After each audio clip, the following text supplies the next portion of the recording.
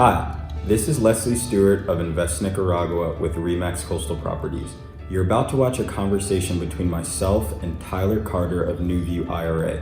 Tyler and I are going to discuss self-directed IRAs, an excellent investment tool that have the same advantages and benefits as a traditional IRA, Roth, or retirement account. Tyler and I are going to discuss what can be done with a self-directed IRA and what can't be done with it.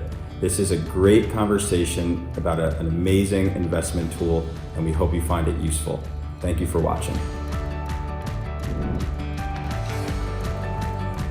Hi, this is Leslie Stewart with Invest Nicaragua at RE/MAX Coastal Properties, and I'm joined today by Tyler Carter from NewView IRA. Tyler and I first met in 2015 when myself and some of my colleagues were certified in self-direct IRAs. You're probably asking yourself, what's a self-directed IRA? We're going to dive into that, and that's why we're speaking to Tyler, who's the expert. A quick funny story that I'm going to tell Tyler that you probably do not know. When we had the training in Miami, you were just getting started. I believe you had just introduced yourself, and my wife was calling me nonstop. And I said, I know she knows I'm in a capacitation right now, a training. Sorry, I'm thinking it's Spanish. And she kept calling, and I finally went outside and took the phone call. So during your presentation, when we were receiving the certification for self-directed IRAs, I found out I was having my first child. Oh my gosh, I had no idea about that. And I think you're close to having your second now. Correct. Our second is due in a little under a month now. So life is interesting, and things definitely come for full circle. So, yeah, well, I'm glad to be here and happy to share the self-directed IRA gospel with everybody. Perfect. So I will pass it over to you. We're going to discuss self-directed IRAs, which are a different type of vehicle to make investments. And Tyler is an expert on this topic, and he's going to tell us more about it. Sure. And thank you again. So I'm Tyler Carter with NewView IRA. We're in Orlando, Florida. We've been in business since 2003, and we're approaching $2 billion of assets in custody. Essentially, we're somewhat like a Fidelity, Schwab, or TD Ameritrade in that we hold people's retirement accounts. But there's a couple major differences when it comes to what we do. While most people are going to recommend particular investments for you, if you're at a company like Fidelity or Schwab, they might put together a portfolio of stocks, bonds, and mutual funds to grow your retirement savings. At NewView, we offer what's called a self-directed IRA. Now, in terms of how the IRS is concerned, the self-directed IRA is just like any other IRA. The difference, however, when you have an account with us, is that we offer our clients the full scope of investments as allowable by the IRS. So if someone comes to us because they want to leverage their knowledge base to invest into something outside the realm of the stock market, instead of publicly traded securities, they come to us to buy things like real estate, to issue a private note, to buy tax liens, deeds, or just about anything under the sun that isn't publicly traded. So that's the gist of kind of what a self-directed IRA is. The vast majority of our clients come to us because they have a desire to purchase some sort of investment real estate, whether it's a rental property, whether it's something to be rehabbed and flipped, it could be a commercial building, it could be unimproved land. It really spans the spectrum. The IRS allows this. The only two assets that you can't have inside your retirement account are life insurance or collectibles. So it gives a pretty broad scope of options for people to choose from.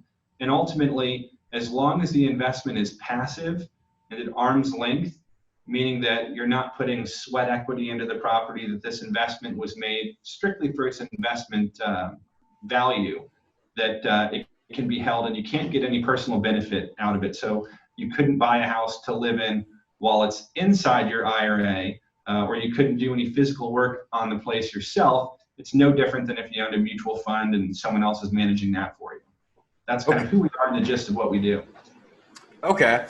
So just to touch upon what you discussed, if I have an IRA that I'm able to roll into a self-directed IRA, I would be able to purchase, let's say, a 2-bedroom home that I could rent out. And if I need to have renovations on the home, the self-directed IRA could pay someone to perform those repairs, but I myself would not be able to perform those repairs. Is that correct?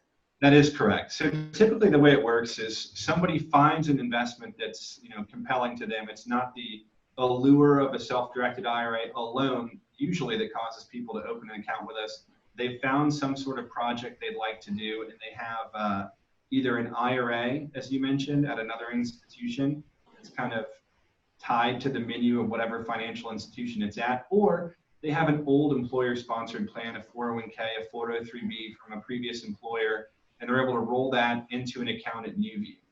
When the cash arrives at NewView, it's relatively straightforward. When purchasing a piece of real estate, in most cases, they're simply filling out the real estate contract like they would anywhere else, except they're titling it in the name of their IRA. And then we've got a couple of purchase forms for them to fill out. We would purchase that property. It would be owned by their IRA.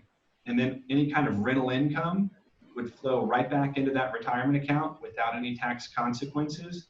And if there were renovations to be done or anything like that, it would be the obligation of the retirement account to pay someone to make those renovations or repairs. Okay, and if the property is producing rental income, that rental income is going to go back into the self-directed IRA. That's correct. Just like if there were a dividend-paying stock, this rental income is going to go back into their traditional or Roth IRA. If it's a traditional IRA, of course, it's growing tax-deferred. Inside of a Roth IRA, it would be growing tax-free. Of course, if someone has a SEP IRA or a simple IRA, those can be self-directed as well. So regardless of the type of retirement account you have, it's very likely that it can be converted into some sort of self-directed account. Okay, and we're touching upon real estate. You and I have done various deals in Nicaragua with clients who have purchased a property with a self-directed IRA for rental purposes. I think it's really important to also touch upon the other types of investments that can be made with a self-directed IRA outside of real estate. When I was first informed of all of the possibilities, I was very blown away. So can you share some of the more maybe extreme or outlier examples for what could be invested in? Yeah, I think I'll go kind of from some of the more plain variety to maybe some more exotic investments that people have made inside self-directed IRAs. And you reminded me, I forgot of an example that I think I used when I spoke with you. People come to us, they buy things like real estate, but also it can be private equity funds, hedge funds, tax liens, deeds. We've seen people who've made interesting, I guess, sort of real estate purchases. I believe the example that I used was that someone had owned quite a bit of rental property, and they used their IRA to purchase some parking spaces in Italy, with the thought being that they weren't going to be high maintenance. There's not a lot of damage a tenant can do to a parking space, and they were able to lease those parking spaces out to people who lived nearby and didn't have space for parking at a pretty handsome sum, and then all of that monthly income would go right back to that client's IRA without any tax consequences whatsoever. Recently, things like cryptocurrency have become more popular, but again, anything outside the realm of life insurance and collectibles is most likely feasible to do inside a self-directed IRA. Okay. And in terms of someone who is watching this sitting at home, curious if their IRA is able to be rolled into a self-directed IRA, what are the steps and processes? Well, thankfully, that's relatively straightforward as well. If you have an account with a major wirehouse and you own some stocks or mutual funds, you don't have to transfer the entire amount. There's no limit on the number of IRAs you can have. In fact, I would say that the vast majority of our clients, they're not self-directing their entire portfolio. They may still have an advisor who's managing the majority of their funds, but they found a particular investment that they can't get with their current firm. It'd be like if you went to McDonald's, you couldn't order lobster, right? It's not that McDonald's couldn't serve lobster if they wanted to, it's just not on their menu. So for the same reason, they've identified an investment, maybe it's a piece of real estate for $300,000. They'll end up liquidating out of $300,000 worth of securities so that they have the cash that can then be transferred to you. The step, to give you a long-winded answer to your question, is they'd open up an IRA with us, and they would complete our transfer of assets form. we would submit that to their current custodian, and they'd remit the funds back over to NewView so that the cash would be in place so that they're able to purchase that piece of real estate. I should add that not everyone knows off the bat exactly what they're going to purchase. Many people come to us and they've decided that they've met you or someone like you. They have an idea that they'd like to purchase some real estate, but they're not exactly sure, how much it's going to run them. In those instances, I completely understand someone's reluctance to liquidating a huge percentage of their retirement portfolio and transferring it into a retirement account with us. In those examples, I think the prudent thing to do once the account has been opened is to transfer at least whatever you need to make an earnest money deposit or whatever's required wherever you are, so that you're kind of able to strike when the iron's hot. The number one kind of pitfall that we experience is someone finds a piece of real estate, they're so excited about it, it's in an in-demand area, and it's sold out from under them because it took 10 days to get everything set up to be able to make an offer on the property. Yeah, I think what you're saying is very important. Typically, in a lot of the types of investments we're speaking about, it's the opportunity, the window's open, and you have to strike while the iron's hot. So to reiterate what you're saying, a client can reach out to NewView, to yourself, begin the process of transferring X amount of funds from their traditional IRA into the self-directed IRA with NewView, although they're not necessarily going to make an investment at that point. And then when the investment presents itself, NewView is ready to step in to send the funds to complete the transaction. Yep, that's exactly right. And while it's a rare case, people are nervous about, what are the tax consequences of doing all of this? You're simply moving money from one IRA to another IRA. There's zero tax consequences in doing that transfer. God forbid you didn't find a piece of real estate, it could always be moved back to wherever. So it's not as though anything is being put at risk. The cash can sit at NewView until you find a suitable property where you can make a deposit and then subsequently transfer the remainder from your previous custodian to cover the purchase of that piece of investment real estate. Yeah, and this makes me think about what's happening right now. A lot of people are looking at diversifying their investments, diversifying their portfolio, so they're not too heavy in stocks and bonds, mutual funds, or wherever they may be invested. On the flip side of that, you have people who may have been outside of the real estate market or the stock market, and see that prices have plummeted and are now moving funds and allocating funds to a trading account so that when the prices are right, they can pull the trigger. Yeah, we certainly see that. It's timely that you bring that up. I just finished a little article for our blog that sort of talked about diversification and how diversification to a client at NewView, it really means something different than diversification to the vast majority of the population. I would ask, how many different investments do you have to own to be well diversified? I don't know that there's a finite number, but even if someone owned, an appropriate amount of fixed income securities and cash, if you bought something like an S&P 500 index fund, which I guess consists of actually 504 stocks, if you had purchased that and looked at the performance from January 1st to March 31st, you would argue 504 stocks, you're pretty well diversified in the equity market. In that 3-month time frame, you'd be down around 12 or 13%. So I think what that's done for a lot of people, particularly baby boomers who are kind of approaching retirement or who already are in retirement, they're realizing that there has to be another component to the portfolio. With interest rates as low as they are, fixed income securities aren't doing particularly well.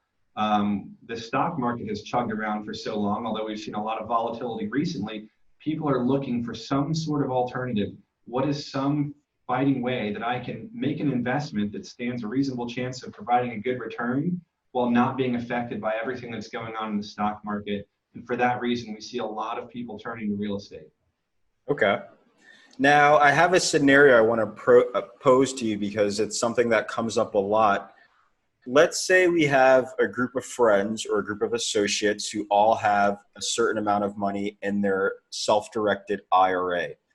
Via a self-directed IRA, are you able to purchase a property in a group or a consortium using various self-directed IRAs or various individuals?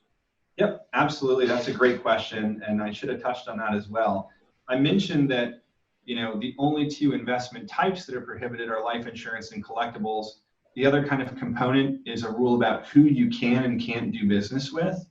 There's people who are called disqualified parties. So I couldn't do business with myself. I couldn't own a property personally and sell it to my IRA.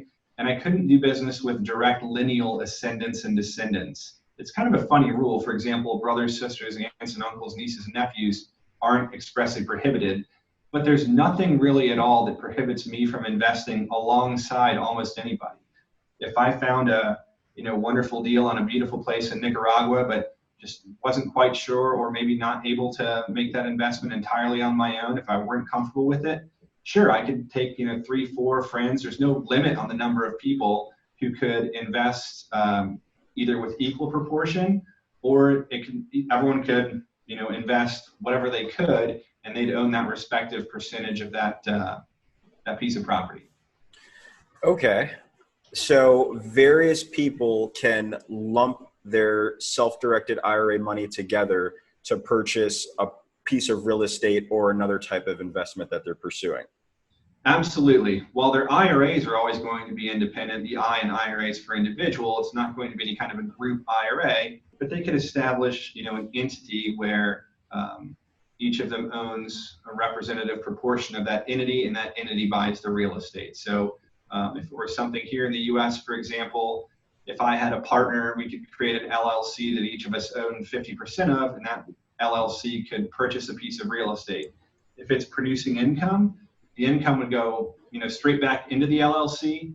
And if we wanted to take a distribution, it would be distributed with respect to our proportionate interest, as well as we'd be responsible for covering any bills or expenses also with respect to our proportionate ownership.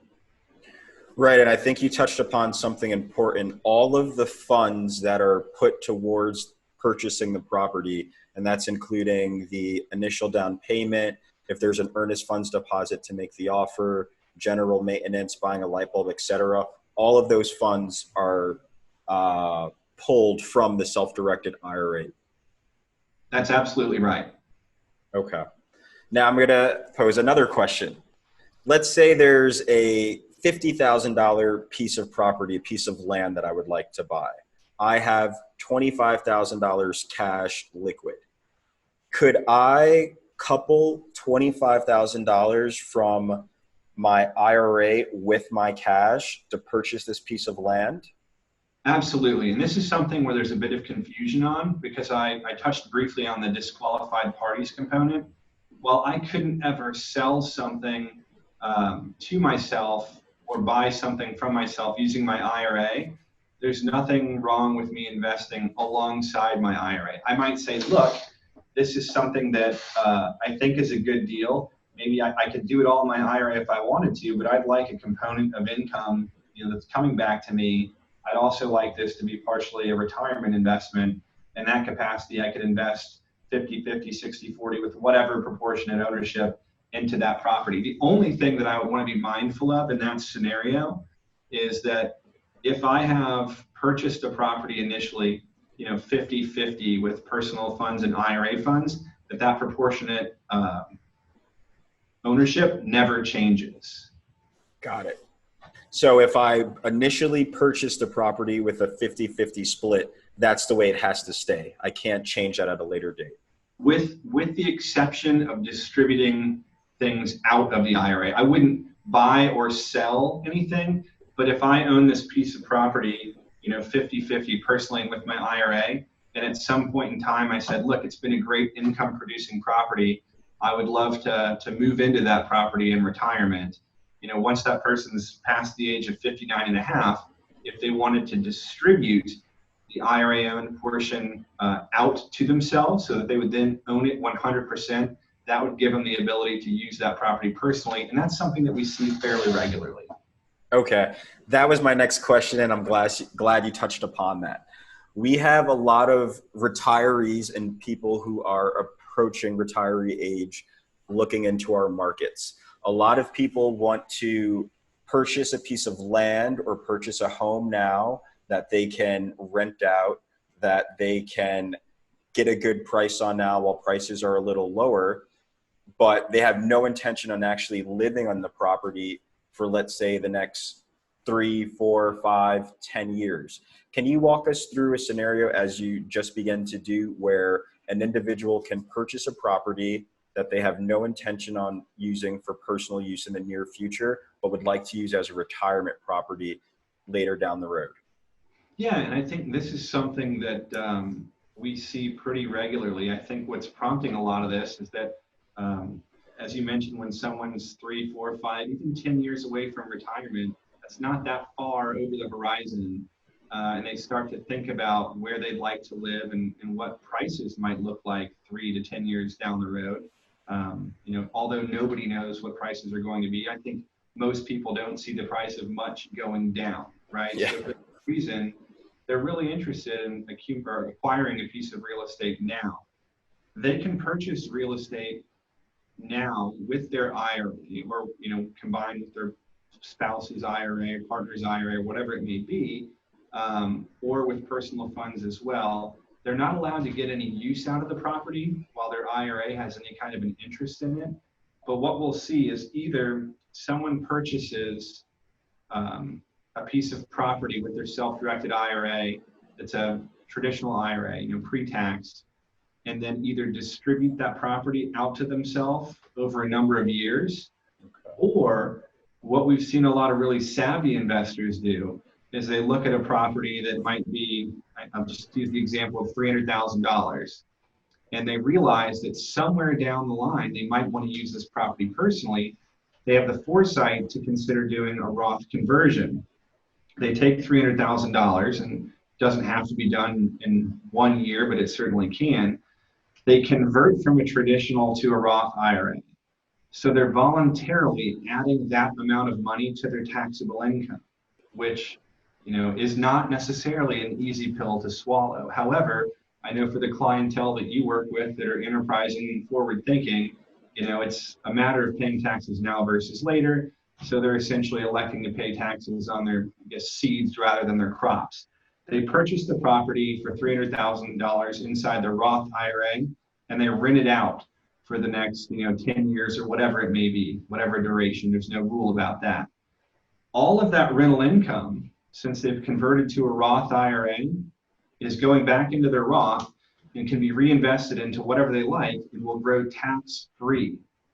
The benefit, apart from the tax-free, income going back to their IRA, is that when they decide to utilize that property personally, provided they've had a Roth IRA for 5 years and that they're at least 59 and a half years old, they can actually distribute that property that they originally paid $300,000 for out of the IRA.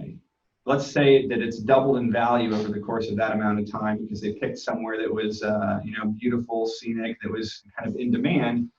If they had made that investment inside the traditional IRA, it's not that it wouldn't be a good deal. They still greatly subsidize the cost of their retirement home with all the rental income they received over that period of time. And they've avoided taxes on their income from contributing to that traditional IRA. But let's say again that it's doubled in value from 300 to 600,000. If they have it inside the traditional IRA at the end and they take it out, they're going to have to pay income taxes on $600,000 worth of income. If it's in the Roth IRA, they already bit the bullet up front. They paid income taxes on that $300,000. So that additional $300,000 of increased value plus all the rental income that was accumulated over the course of that 10-year period of time can be taken out without any tax consequence whatsoever. Wow. That's amazing. Yeah, it's pretty slick. So those are some of the primary examples that I had. I don't know if there's anything that you would like to add, anything that you think we might have skipped over. I think the only other component, and it really depends on where you're purchasing real estate, is we've talked a lot about using your own IRA to make some sort of alternative investment. We see a lot of our clients that want to purchase real estate. Maybe they want to use it now, and they don't necessarily qualify for traditional financing, or it doesn't appeal to them. there are a substantial number of people who use their IRA and act as private lenders who will lend out of their IRA. So no matter if you're buying real estate or if you're interested in lending money that's backed by real estate, self-directed IRA can do that too. And we do see that component fairly regularly in transactions where an IRA is lending money to somebody to purchase real estate. Now, usually interest rates are going to be a little bit higher than traditional financing. There's usually going to be a higher amount down requirement, but not always. You have to consider with interest rates where they are, there are a ton of people out there that would lend money out of their IRA at a pretty reasonable rate that's palatable to a lot of people. We see it especially in cases where someone is looking to purchase and rehab and possibly flip a piece of real estate. They're willing to take a loan from someone else's IRA, not necessarily take a loan, but the person's willing to lend them money out of their IRA, secured by that real estate. The person lending the money is able to typically command a pretty respectable interest rate, and then the borrower is generally willing to pay that slightly higher rate because it's going to be something that they're paying over a very short term, typically 1 to 2 years, something like that. That's one item that we didn't touch on. Now, in that scenario, if this is my self-directed IRA, do I dictate what the interest rate is? Does NewView have any say in what the interest rate is and the length of the loan as well? And so I should have said this earlier. NewView doesn't offer any investment advice or guidance. We want all of our clients to do well, and most of them do, but at the end of the day, it's entirely up to the IRA holder to decide the terms of the investment, what they're going into, who they're going to lend to, their parameters essentially. Okay. So in our scenario, we're in a market where local banks typically loan money anywhere between 10 to 15% interest. So if I wanted to give a loan to an associate, to a friend for, let's say, 8% for X amount of years, I could do that. That's correct. So long, again, as this investment is passive and at arm's length, that you're not lending to someone who falls into that disqualified party category that we talked about earlier. So okay. You couldn't lend it to your parents or children or anything like that. But so long as this investment's at arm's length and that you're charging a fair interest rate, you can't make it for free or anything like that. You're responsible for being a fiduciary of your own IRA. You're absolutely right. You could lend to somebody at a rate that maybe slightly higher than what you'd experience here, but might be a really great deal somewhere else. Excellent information. Well, Tyler, I think we touched upon a lot of good topics, how to roll over your traditional IRA to a self-directed IRA, the types of investments that can be made, and the potential that's available in terms of what you're able to purchase with a self-directed IRA. So I really appreciate your time. Thank you for meeting with us. It's great to see you again 5 years later. And thank you again for your time. Absolutely. Thanks very much for having me. Perfect. Well, we'll make sure to share your information so that people can reach out to you directly if they have more questions regarding a self-directed IRA.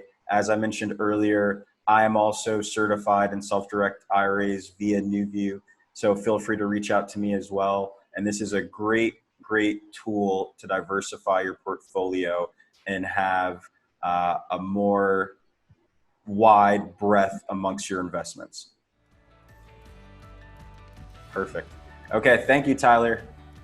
Yeah, man. Thank you very much.